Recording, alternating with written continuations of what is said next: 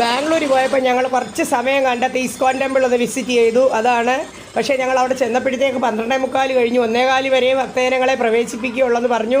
ഉച്ചയ്ക്ക് പെട്ടെന്ന് ഞങ്ങൾ ഓടിപ്പോകുന്ന സമയത്ത് എടുത്ത ഒരു വീഡിയോയാണ്. സിറ്റിയുടെ സെൻറ്ററാണ് കാണുന്നത്. അവിടെ ഒരു ക്ഷേത്രം എന്ന് പറയുന്നത് നമുക്ക് അത്ഭുതമല്ലേ. മെട്രോ പോകുന്നതായിട്ട് കാണാം. വളരെ മനോഹരമായ ഒരു ക്ഷേത്രമാണ് ഇത്.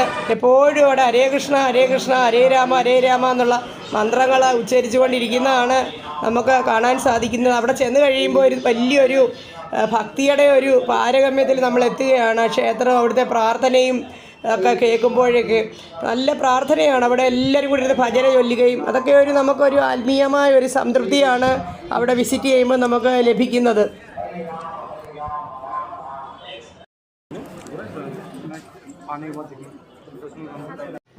നമ്മൾ ക്യൂവിലായിരുന്നു. ക്യൂ നിന്ന് പെട്ടെന്ന് ഏതായാലും അകത്തേക്ക് പ്രവേശിക്കാൻ പറ്റി.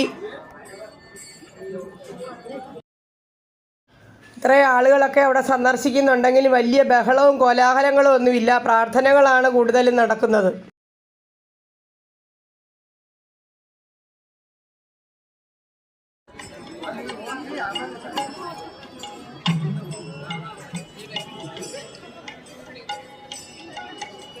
അകത്ത് ഭജന നടക്കുന്നതിൻ്റെ ശബ്ദമാണ് കേൾക്കുന്നത്.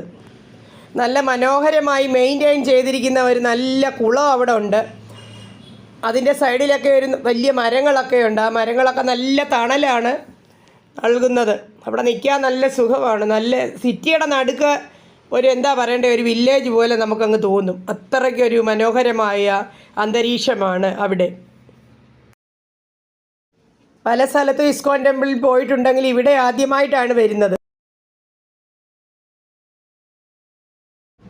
ഹരേ കൃഷ്ണ ഹരേ രാമ.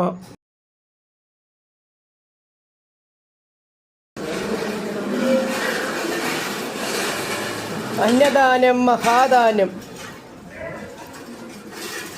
അന്നപ്രസാദം കഴിച്ചതിന് ശേഷമാണ് ഞങ്ങൾ അവിടുന്ന് മടങ്ങിയത്.